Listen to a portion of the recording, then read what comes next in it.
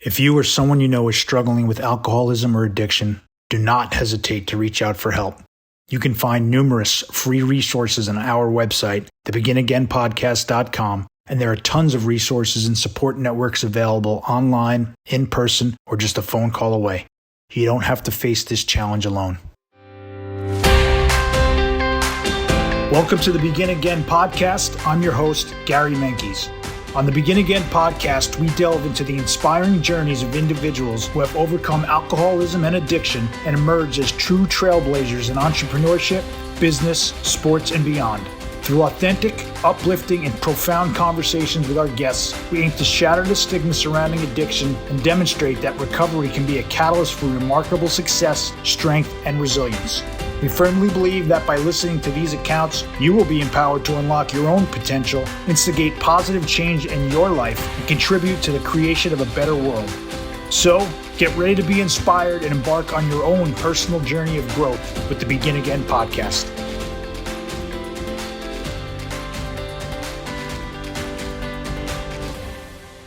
Welcome back to the Begin Again podcast. I'm your host, Gary Menkes, and with us today is a woman who dedicates her life to helping women get and stay sober.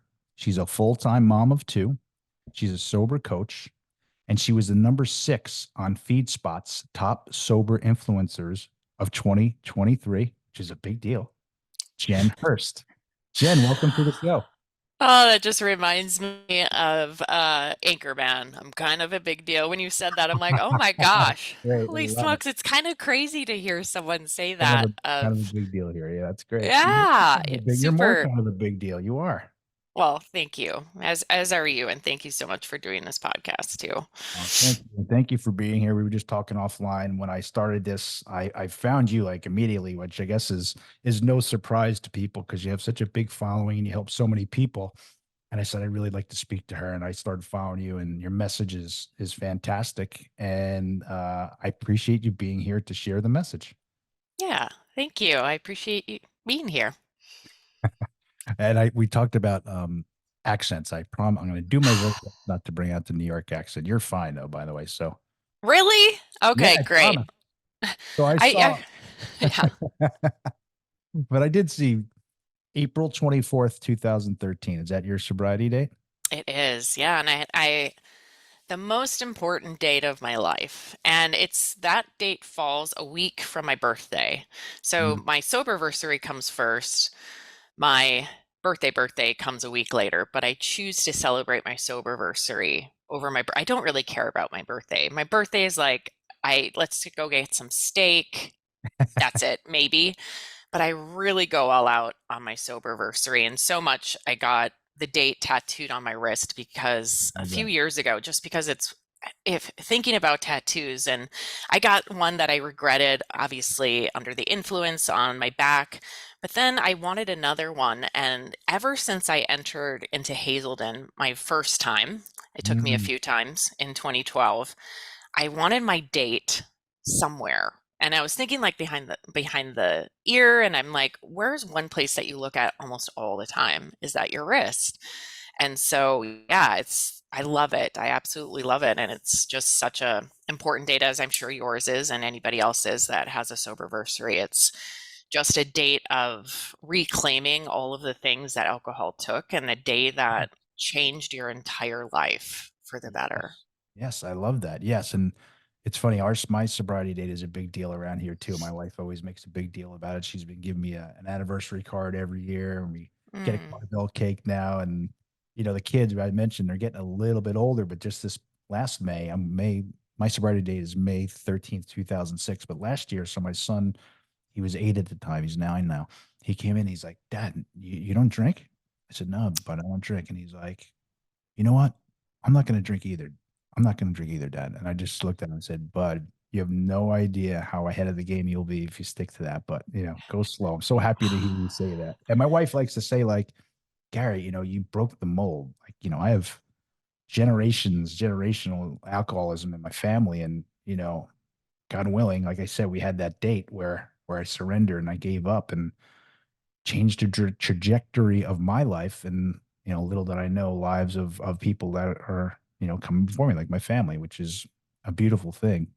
But so Yeah. the Hazleton, which is kind of in your neighborhood, if you will, right? It's close to where you are. Tell us Yeah. It was about, only tell us like about those trips, Yeah, it was only 45 minutes. It's in Center City, Minnesota, right? and that's the big campus. There's many locations. Now it's Hazelden, Betty Ford, but there's many locations all over the country, but that's really where the big inpatient is. Mm, And I went there for my first stay in August of 2012, and it took me a long time to admit and to give myself the opportunity to go there because I always resisted. I said, I'm not that bad. I can do this on my own. I've got this. I've got this.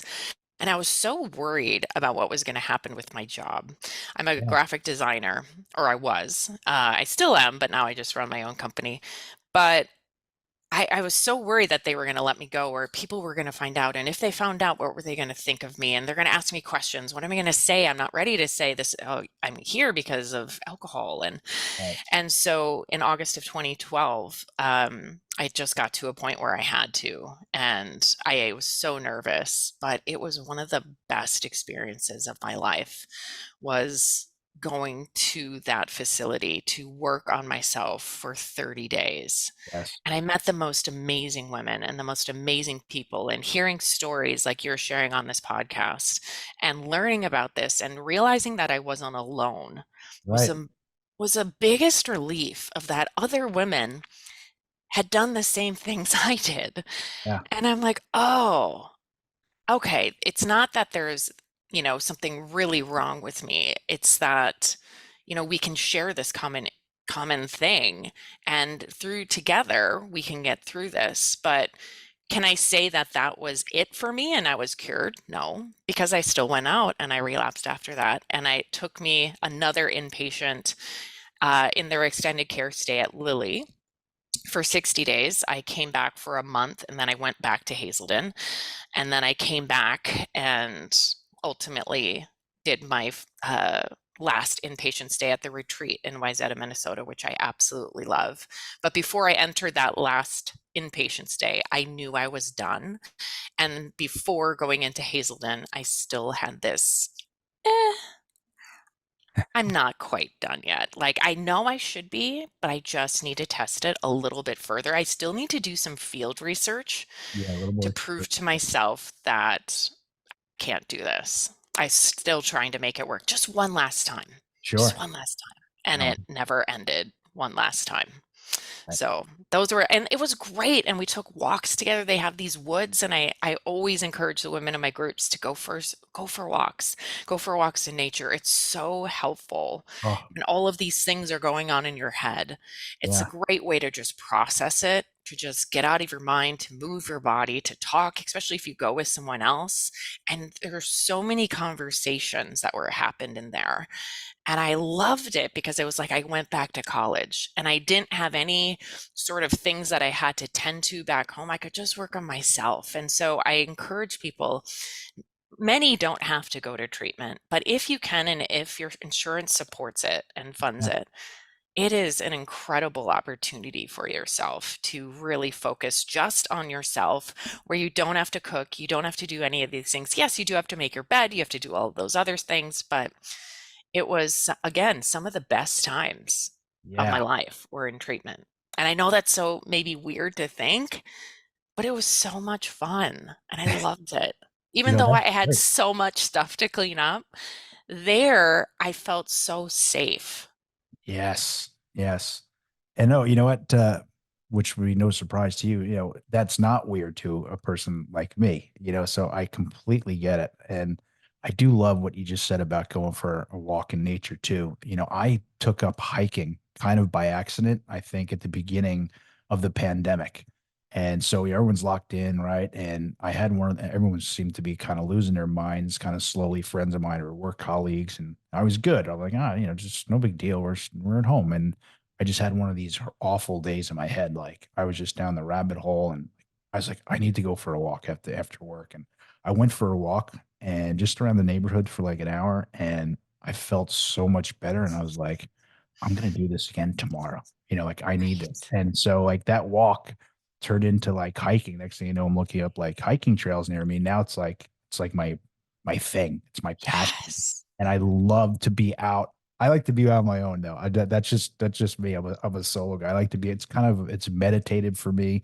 I do it for my mind though, and I think it's what you're touching. I do it for my head, and obviously there's fantastic physical benefits to it as well. Going for a long hike and seeing some beautiful views. Sometimes it's not beautiful. Just being in the middle of the woods. Even here in Long Island, we do have a couple of spots where you can hide away in the woods. But I get that too about the rehab. It's funny. I just had a friend of a friend reach out to me who I haven't seen in 20 years, and he's struggling. He's in the fight bad. And he said, Gary, can you go? You think you can give him a call? And I gave him a call, and we met at a diner just the other night, and we had it was so good to reconnect. He and I were, we were boys. We got into it together 20 plus years ago. And, here we are. He's struggling. He has a family like I do. And we talked about, going to meetings and going to rehab. And I told him exactly, all I can do is tell him my story, but I told him exactly what you just said. I said, listen, you're in the union. I'm sure that'll support you going to back to rehab. He's tried it. I'm like, go. I said, go work on yourself, man. Go work on yourself. You got to open up though. You got to raise your hand. You got to really be a part of. You can't sit in the back of the room, check the box and say I was here, both in rehab. Rehab, they don't let you do that. But in a meeting, you can go and sit in the back of the room, and I did this too, Jen, for 4 years. I was in and out. Me too. My journey, my path, that's just my path. I went to Hmm. 2002. I could have easily had my, sobriety date then, but no, I went back out and I had a lot of more experimenting to do, I guess. And even though I knew I was done, I just kept fighting it. And that's a tough place to be. But I love how you said that it was such an important part of your life. But I Yeah. want to ask you, how was it before?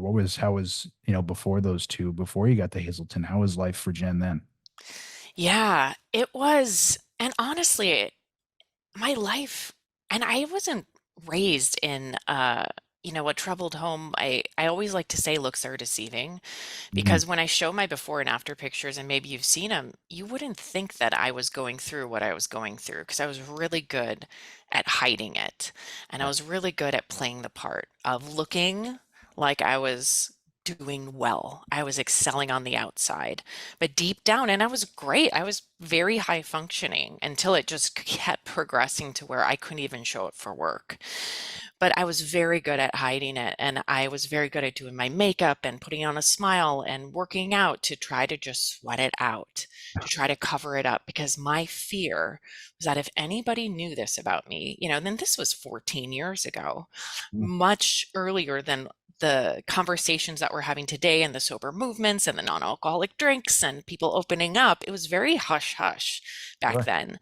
And if they knew that about me, what was that going to do to my image? And I was raised in this perfectionist family where image is very important, Mhm. and how you appear is very important. Status is very important. So it really prevented me from getting help for many years, because if someone knew that about me, it was going to ruin everything. I was going to be broken. I was going to be thought of as weak. Right. And it didn't start that way.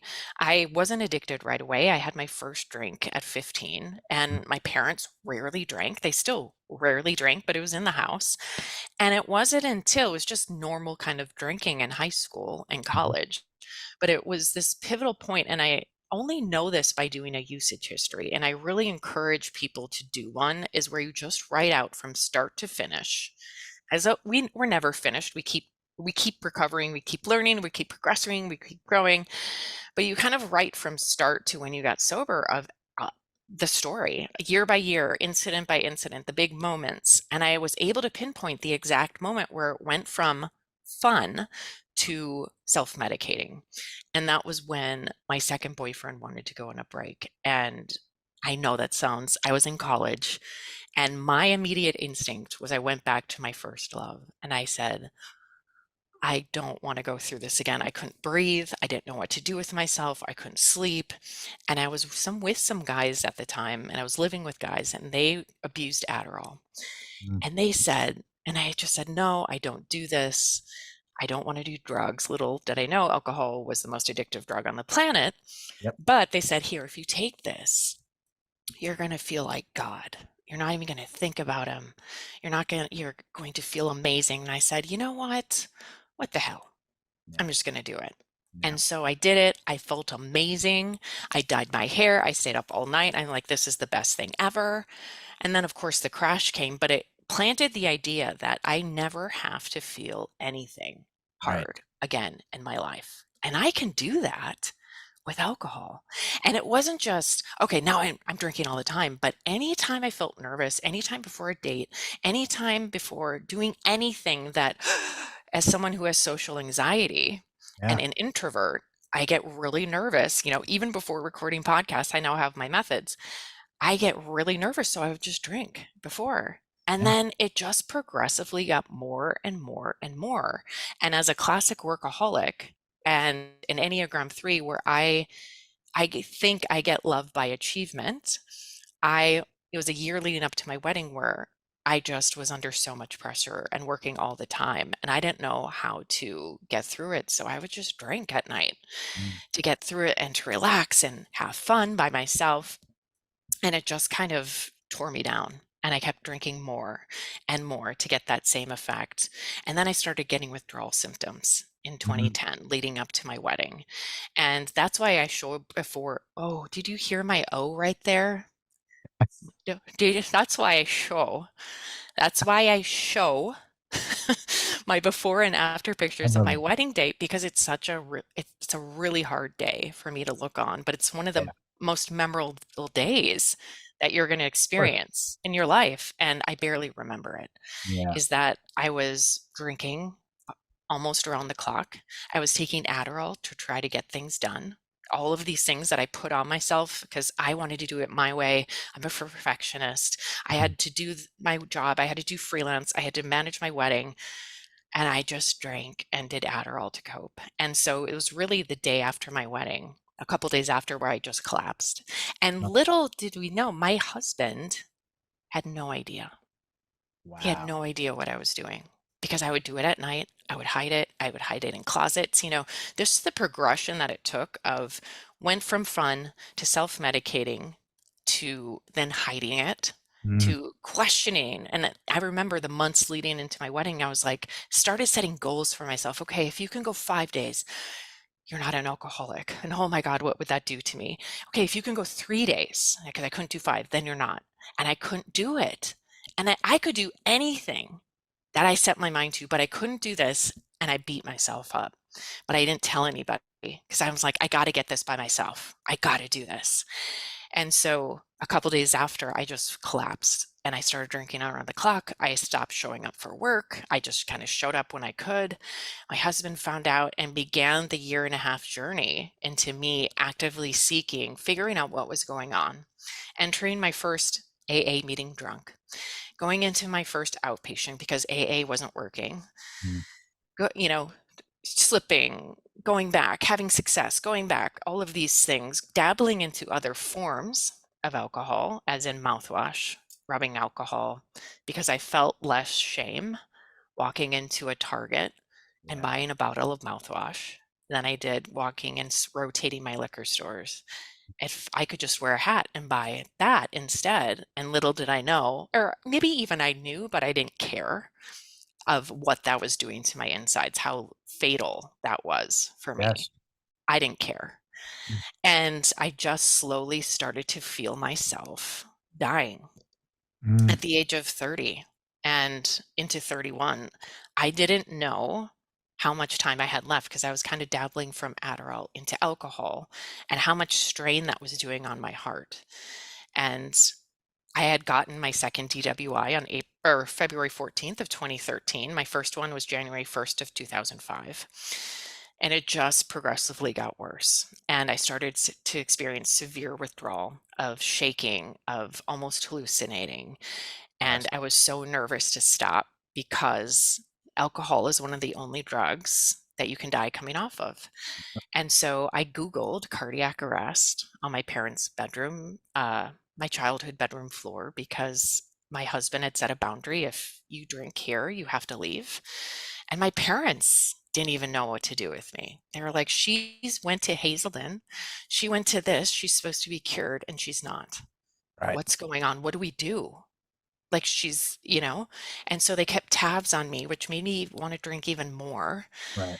And so and I felt my hands going numb. And I just said, oh my gosh, I don't know if I'm going to have a heart attack. I feel like I'm going to have a heart attack. I was extremely malnourished. And I had been going with my dad to his office because they had to keep tabs on me, and I would try to sneak mouthwash. And I remember my last day, April 23rd, and I would try to sneak to the Target downtown and get mouthwash, and I'd started throwing up in the garbage can, and I blacked out. Oh. The next time I woke up is in the hospital, and my mom was by my side, and I started crying, and I just said, "Help me." Mm. And that's all I said. And I couldn't stay there because detox beds were full. And so I went to this other detox, and I blew a 0.34, which scared me, but to the extent that I had been doing that for the past 2 years, Yeah. drinking to that extent, if not more. Like, Mm. how many other times did I cheat death? How many other times did I push it and get away with it? All of these times. And it was in detox, and I had court the next day. I had lost my job in February of that year because of not showing up and not performing. I had started to lose all of these things as this girl who raised from a great family. I got great grades. I achieved. I won awards. I won all this, to physically being homeless, no job, no money. And I had to push it to that extent for me to finally wake up. I had to lose things, and I hope people don't have to by hearing other people's stories. But for me, I'm very tenacious, and I had to push this to the fear of losing my life, Mm. that I gave up and I surrendered. And I said, it's like I had an out of body experience, and I looked at myself on the detox bed, and I'm like, what the hell am I doing? Yes. And I just said, I'm so effing done. Yeah. And I'm just like, I didn't know what was going to happen. Right. I had so many things to clean up. I had no money. My husband wasn't talking to me. My parents weren't really talking to me. I couldn't go home. I had to call homeless shelters from there. But I said, you know what? As long as I don't drink, I can't make this any worse. What if I just did the next right thing? And I just said, and from that moment on, that's what I like to call the click. And it Mm. happens. Some people, it's like a moment. Some people, it's just along the way. Maybe if you're doing an alcohol-free month, and over time, you're just like, I just feel so much better. Yes. And this is it. And maybe you learn something about alcohol and you're like, oh my God, what am I doing? It's like we break the mold. And I don't know if anybody's seen the Barbie movie. I just made this analogy of like all these Barbies. If Mhm. you've seen the Barbie movie with Margot Robbie, is that all these Barbies were kind of brainwashed. And then all of a sudden they hear something and they wake up and they shake out of it. And you're like, oh my God, I feel like we're all kind of in the matrix. And then once you kind of wake up and you step outside, you're like, what am I missing? And not like everything got easier.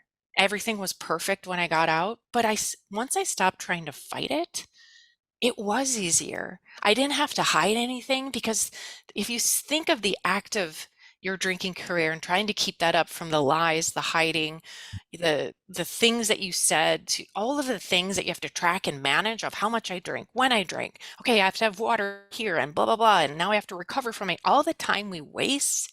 Mm. Then I just said, okay, I gave it up, and I just trusted what was going to happen was going to happen. And the most important thing was to take care of myself.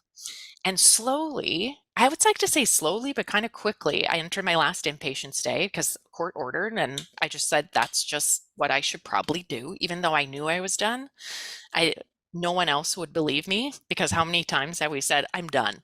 I Sure. promise. Okay, sorry, I'm not. But I knew it. And I was ready. And what Matthew Perry had said Mm. long time ago, and I remember watching a segment, is that when you get sober, you have to have two things. Number one, no one else can do it for you. But another thing, you have to really want it. Like, Mhm. you have to want it, not your family, not your friends. Like, you have to want this, Yes. and you have to be ready. I really wanted sobriety when I entered my treatments, but I just wasn't ready. And I had to keep, like you, doing some field research to be like, okay, let's just try this angle. Let's try this angle. Let's just twist it here. Oh my God, it just doesn't work. And it doesn't mean I'm broken or I'm weak. I'm actually pretty freaking strong for trying so hard and to Absolutely. say no to something that's so addictive and so ingrained in our society. And So, so you have to really want it and you have to be ready. And I was ready. And from that moment forward, I started to clean up and to take back my life. And I yes. started to get those things that I had envisioned. I remember taking this drive with my husband right before I entered my last treatment. We weren't saying much. And I saw what my life could be like. And we were living in a condo at that time. And we really wanted a house. I really wanted to have children, but we couldn't bring children into this world unless I could take care of myself. Sure. And I saw this house and I saw this beautiful neighborhood. It was like the sun setting. And I didn't know what I was doing. Like now I know it was visualization, Mm, but I saw what life could be like and the life that we could have. And I saw these two kids. And I didn't know if I would be able to have kids. Like that was a big fear of mine of all the mouthwash and rubbing alcohol and all of those things that I did to my body. But I just had faith that these things could be possible now if I just don't drink. And I didn't want to. I was so freaking done. yeah. And then going to my inpatient, following the things, getting a parole officer, doing house arrest, doing a day in jail, getting my license back, getting a car, all of these things that I had to do, but I just kept taking it one thing at a time. I let money always figures itself out. As long as you're sober, you will be able to get money again and figure out a way to make it work. I got a job at a local printing shop. I biked on my way there because I didn't have a car because for my second DWI, it got impounded. I just made a way to make it work. I went to my meetings, I got them signed, I did all of these things. And then within 4 months, we found out I was pregnant. Within 4 months, I got a job back in my field, a great job as a designer. And then within 6 months, I was promoted. And I'm not saying all these things are going to happen to you. Oh my God, I'm going to get pregnant. I'm going to get a job. Wow. Like it just started, and all I was doing was not drinking. Yep. And it's like that one quote, it's like you give up everything for this one thing. Yes. And then when you get sober, you give up one thing and you get Yeah. everything I love that back quote. That's one of my, and so much more. yeah. Little did I know sobriety was going to lead me down another career path. I had no idea that Yeah. this was going to be my career ever. But that's what just kind of happens. It just kind of leads you. I always knew I was supposed to do something. I Mhm. just never knew that this was going to be it. And I didn't talk about it. I was very hush hush. I did the AA way in early sobriety because that was the only way. Mhm. I did my meetings. I got my sponsor. I did all that. But I just felt that it was something I had to do and nothing wrong with AA. But I felt like if I didn't do it, I was like, oh my God, I'm going to relapse. But I knew I wasn't. But I Yeah. was doing all these other things that were so great for myself and my mental health, just like you, like taking walks, moving my body. Yes. And it was really and I can stop there. I'm kind of going on and going on into how Oh, I let's became a keep going. sober I love it. coach. Please You don't can stop stop. me at any Don't point. stop. I don't want to stop. I would have. Keep going. I'm loving Okay. it. Um, for 4 years, I had my first child. So he came before my 1 year anniversary. So talk about one of the greatest gifts to come from sobriety was the ability to create life. And Right? that's why I really value the importance of taking care of myself and treating my body with some respect. After Yes. years and years of abuse, I move my body as a sign of respect. I eat well as a sign of respect, of saying thank you for repairing yourself and being able to create life after I treated you like crap for so long.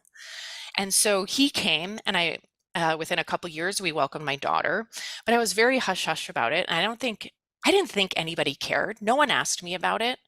And so I thought I should not talk about it because we're anonymous and we don't acknowledge people outside of the rooms. But I always felt like I wanted to. I'm like, Yeah. why aren't people? Maybe they don't care. And I'm like, I don't really feel ashamed about it.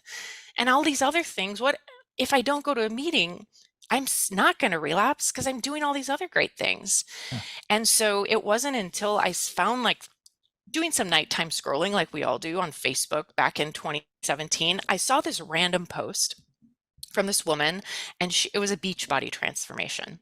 Mm. And I never click on stuff like that. I'm just like, oh yeah, cool. And I saw her like popped up, and it was amazing. Her transformation, I am so inspired by women with muscle. I think it's so incredible to see what your body can do. And so I started following her and stalking her a little bit. I'm like, why am I doing this? I never do this. And she would go to this summit, and she was a Beachbody coach. And I'm like, there's a reason why I'm interested in this. Yeah. And I love fitness, and I loved Beachbody because it helped me lose the baby weight. It was a great way to work out. It made it so easy. So I'm like, okay, I'm just going to start this. I'm going to become a coach, even though I don't know what I'm doing. I don't like sharing about my stuff. I would share about my sober-bursary on social media, but I would hide certain people because if they knew, then again, what would people think? This whole fear of what people were going to think. Now I don't care because it's Right. out there. I'm like, think what you want. I don't care. It saved my life. And why should I be ashamed about that? Absolutely. But, and I started doing these posts, but within a couple of weeks, part of being a coach is sharing your story. And Mm. so within a couple of weeks, I told my husband, I think I'm supposed to come out and share about my journey of sobriety. Because if I can't expect people to trust me unless they know this huge part of me that I've been hiding for Right. so long. And so what I did was a coming out post on September 7th of 2017. It took me a few minutes to write because I think I've been having all of this information and things I wanted to say inside of me that when I opened the floodgates, it just like, Yeah. and I just did a coming out post. I said, hey, I'm Jen. I'm an alcoholic. This is why I drank. This is what I do, blah, blah, blah, blah, blah. And I remember I posted it right before I went into an AA meeting, and I like threw the phone. I'm like, oh my God, what did I just do? Holy smokes. I'm like out there. Right. And I came back to nothing but encouragement and support and love. And from that moment forward, I felt just this huge, again, relief. Yes.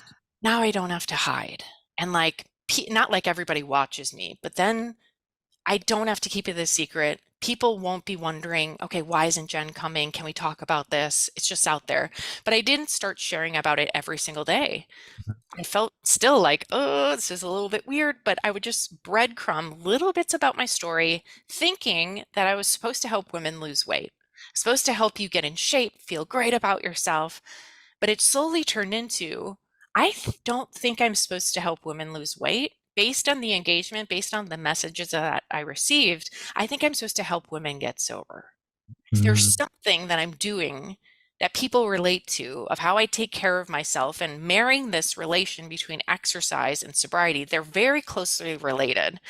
And especially like even AA, it's very closely related of how the benefits of exercise can help and support you in your sobriety. And I started sharing about it more and more. And then it dawned on me, this is what I'm supposed to do. And I started private coaching, but with the intention that I wanted to do group coaching, because how we help each other stay sober is by helping each other, is by connecting. And I Yes. wanted this power of the group of what if I could take these women from start to even before they get sober and carry them through, 6 to 8 weeks to 9 weeks to 12 weeks together. And we can go through this together, having a start date, helping them. If they fall, they'll have other women supporting them, and Yes. tell them all of the things that I wish I would have known 10 years ago. Could that be a thing? And in a different way. I learned in treatment, I thought treatment's fantastic, but I didn't really learn how to live sober, of the day-to-day things of what am I going to say to people? How do I carry myself? How do I pump myself up? Mm. How do I set a boundary? I didn't even know what a boundary was until a Right. few years ago. All of these things that can help support you in a way that's understandable, that you can incorporate into your life in sobriety to help you get through those first 3 days, which are brutal, Mm. but also have your eyes set on who you're going to be a year from now, having that be your guiding light. And then from there, let's put them in a membership to stay sober, with meetings, with activities. We have a book club, we have early sobriety, we have guest speakers, we have workouts, we have game nights, we have all of these things to really embrace this and have some fun with it. Because I think that's what sobriety is. And I want to rebrand it as this incredible opportunity for people. I mean, look at what we have available to us now that we don't have alcohol holding us back. Mhm. Really, the possibilities are endless. And Endless. now you have to discover what that is and what you want to do and where you go from here.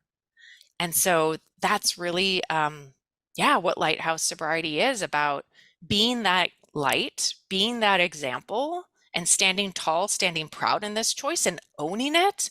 Because the more that you can do so, it encourages someone else to, number one, know it's possible, and also to maybe begin questioning their drinking, right? Well, if she's doing it and she's having a great time, and then she's going to bed and getting a great night of sleep, and she's waking up, doing her morning routine, moving her body, drinking water, maybe there's something to this sober thing. Maybe I don't need alcohol to celebrate a holiday or my Yes, birthday. Wow, it just starts to get people curious and start asking questions, which is the absolutely. whole point of things. Why do we do the things that we do? I So love yeah. it.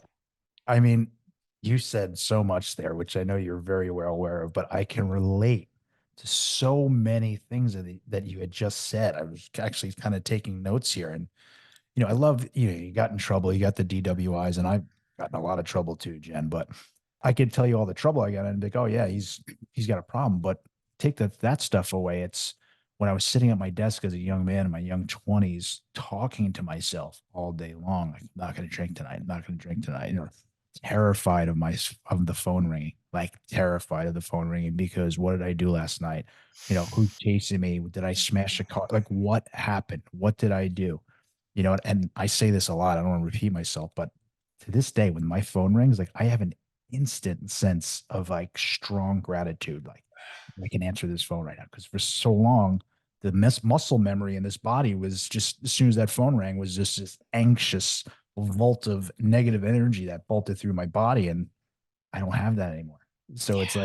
it's like a positive thing of energy, positive vault of energy. Actually, it's kind of silly when I say it out loud, but it's so true for me. Or Um, yeah, and that even go, since I know we both have young kids too, yeah, being able to, yeah, answer the phone and not feel any sense of, but yeah, being able to be there for your kids.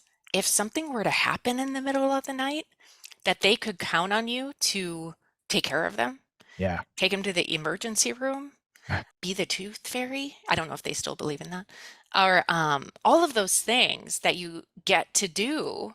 And sometimes we overlook those, but it's those in those small but really big important things that if something were to happen, you're You know, able to be there. that's a great point you bring up about, being if you need to take someone for a drive, take for a ride in the middle of the night, right? I used to not be able to do that, and Hmm. I say all the time, like it's really a collection of all the kind of smallest things that really are the biggest impact or make me feel, so much gratitude all the time. It really is the small things, right? It's a Yeah. collection of them, but I say this too, and it was brought out to me, like I was talking to my sponsor, is where I eventually got sober. Mhm. But I was just telling him about my son, I'm like, he's so different from me. He's really a great kid, he's an amazing builder, yada, yada, yada. And I'm like, but he's just, I said I was such a wise ass when I was 9 years old. I was getting in trouble already, and he's like, Gary, don't forget, he's growing up in a much different environment than what you had grown up in. And I was like, oh yeah, right. Like we kind of almost forget or take for granted, and I say this a lot too, Jen, like, if I even had a sip of alcohol in this body, like they would sense it. My aura, my energy would immediately change. I know that sounds a little bit hyperbole, but it's really not, especially the way I drank. Listen, I do my best. I have a lot of flaws as a dad, but at least, and it was pointed out to me, like, you're a sober dad, so Mhm. you get to try to do these things sober, which again, right, is a gift. Like Yes. it's a total gift. But I wrote so many things down. You talked about fear.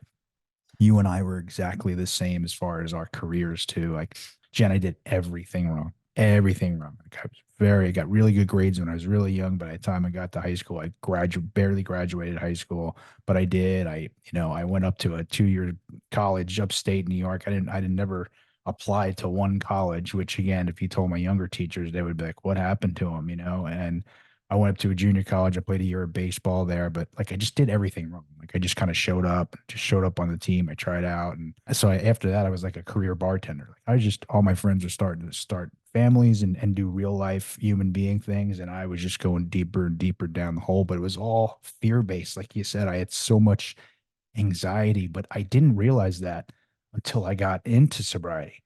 I thought I Hmm. wasn't afraid of anything. I thought I was who I was. And I realized I was terrified of everything.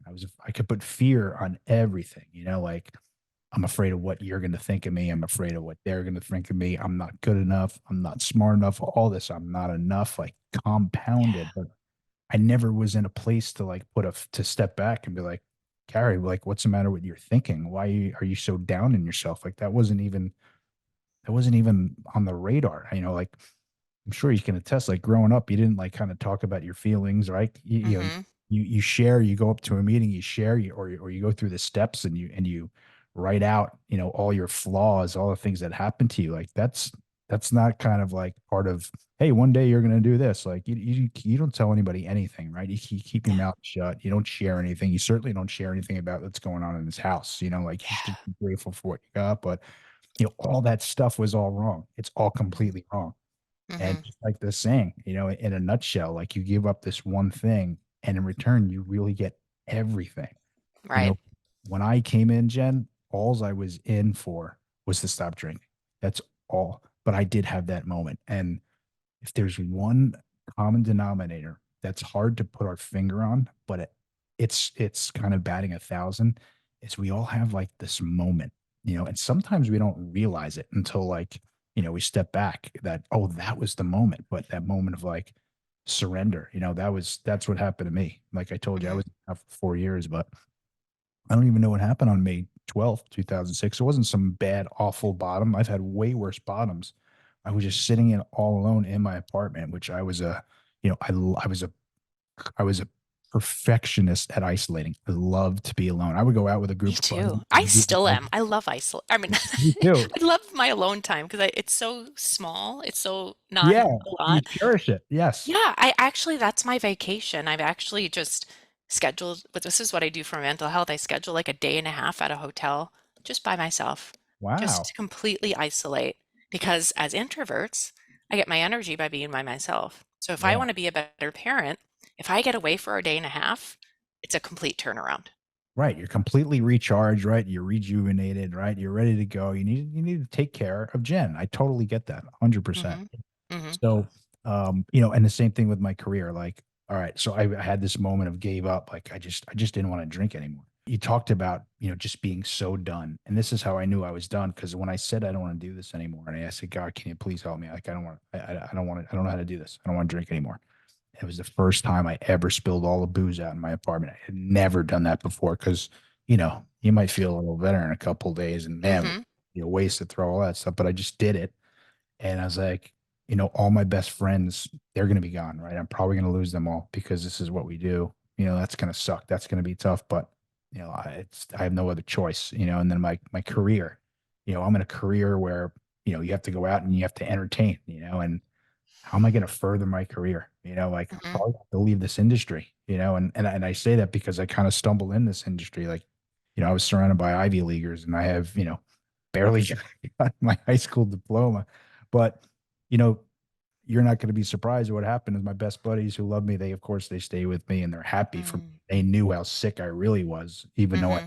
we were kind of going, I always knew I was a little worse than they were, but it turns out I was a lot worse. But then, lo and behold, I hung on to the job. A few months in, me too. I got promoted, into a Isn't big that role, crazy? and I'm still in this industry today where, a lot of people didn't make it. Like it's a Hmm.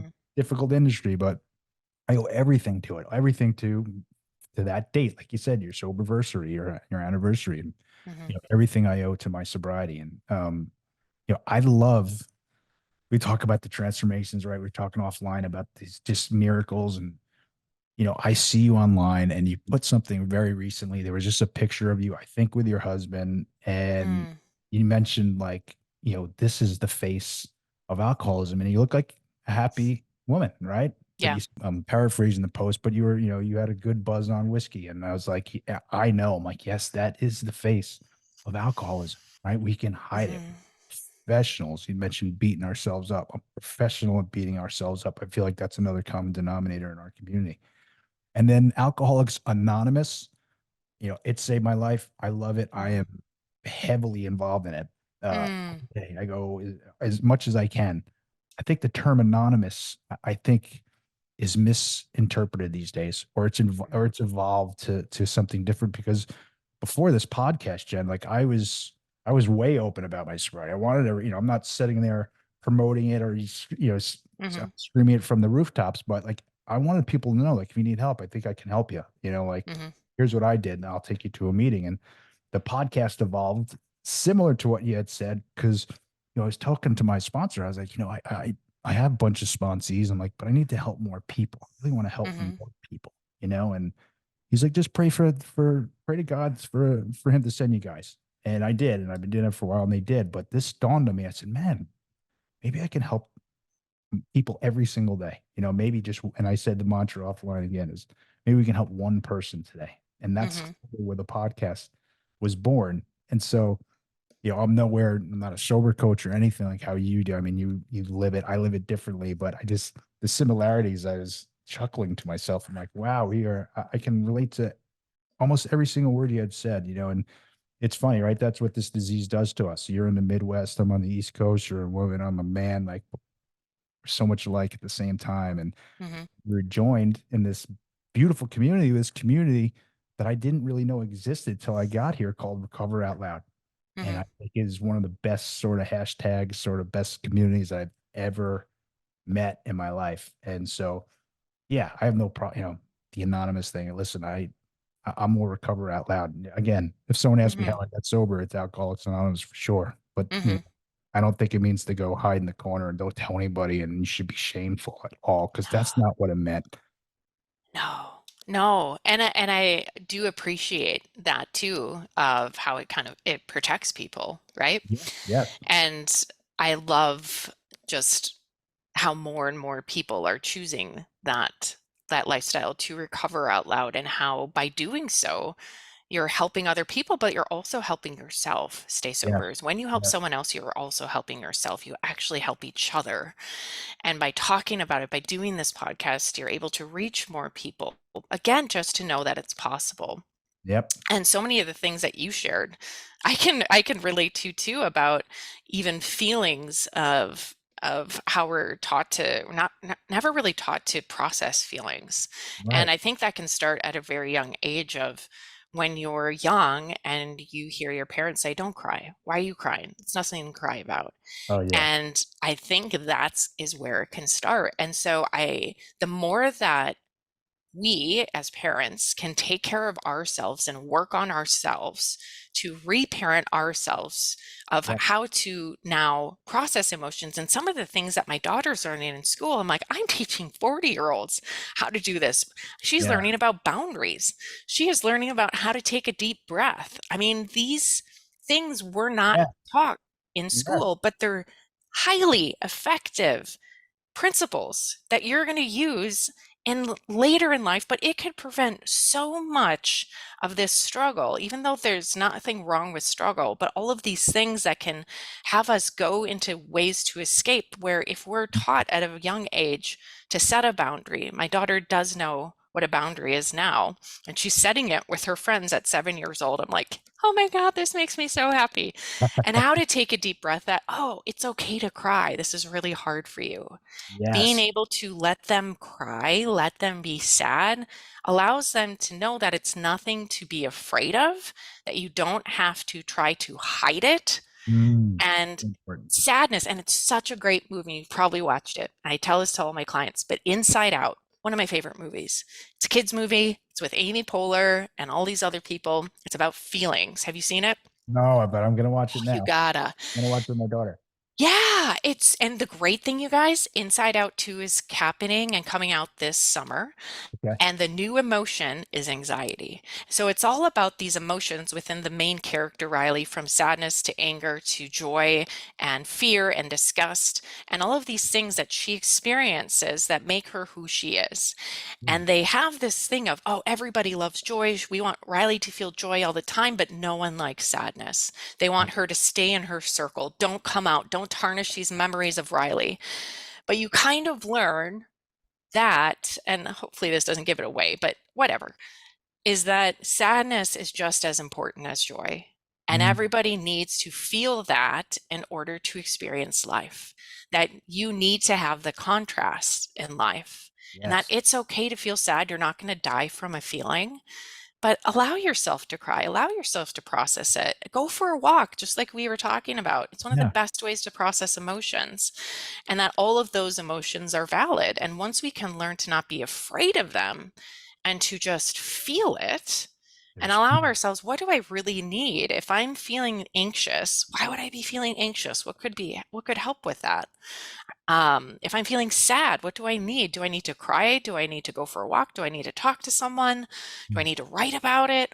Just ways to process it in a new way if we can teach this from an earlier age. But again, if you're a parent, if you can instill, the more that you work on yourself, you can be that example for your kids, and they learn through your behavior, through how you carry yourself, the things that you do. You are the best example that they have. And Absolutely. so that's my main thing, is to raise these amazing humans the best that I can, knowing I'm going to mess it up. I'm not perfect, but I'm really trying. And that's all that we can do, is you Yeah. try, you let them experience life.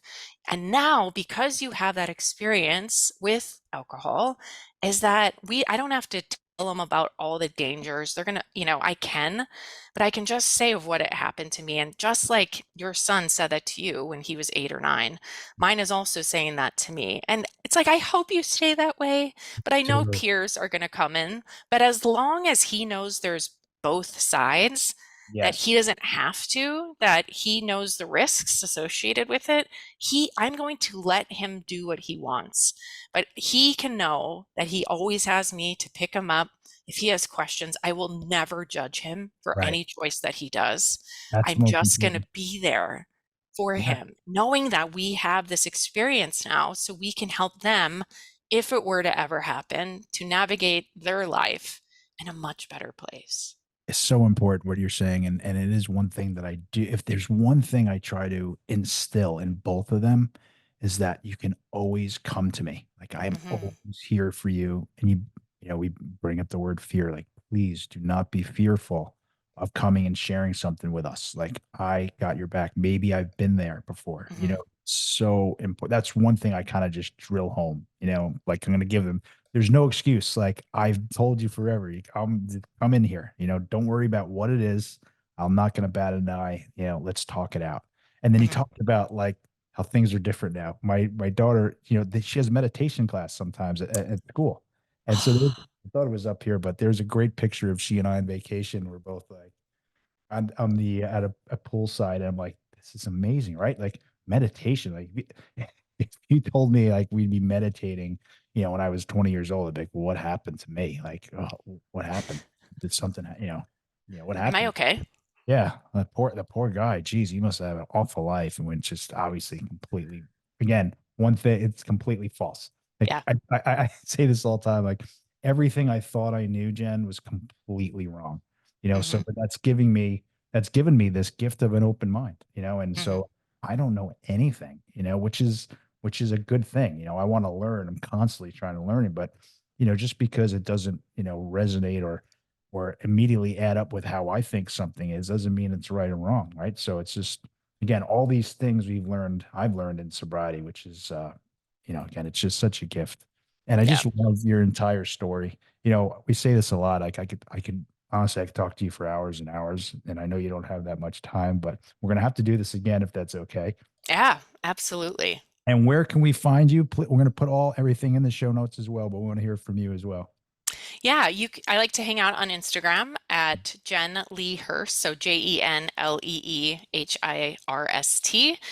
That's where I spend most of my time, but you can also go to my website at joinlighthousesobriety.com, and that has information on upcoming groups as well as my membership. It's a monthly membership for women, again, where we have book club, we have meetings, we have guest speakers, all of these things to let you have fun with this and to keep you connected and have that community if you're looking for that sober women's community, and really value the importance of taking care of yourself as sober wellness, from your mind to movement to nutrition, all of those things. Then that is what I would recommend.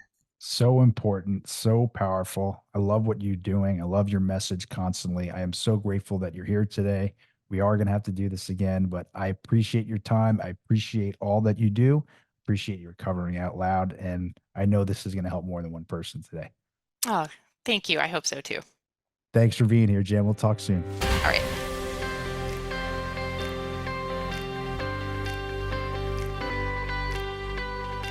Thank you for tuning in to another powerful episode of the Begin Again podcast.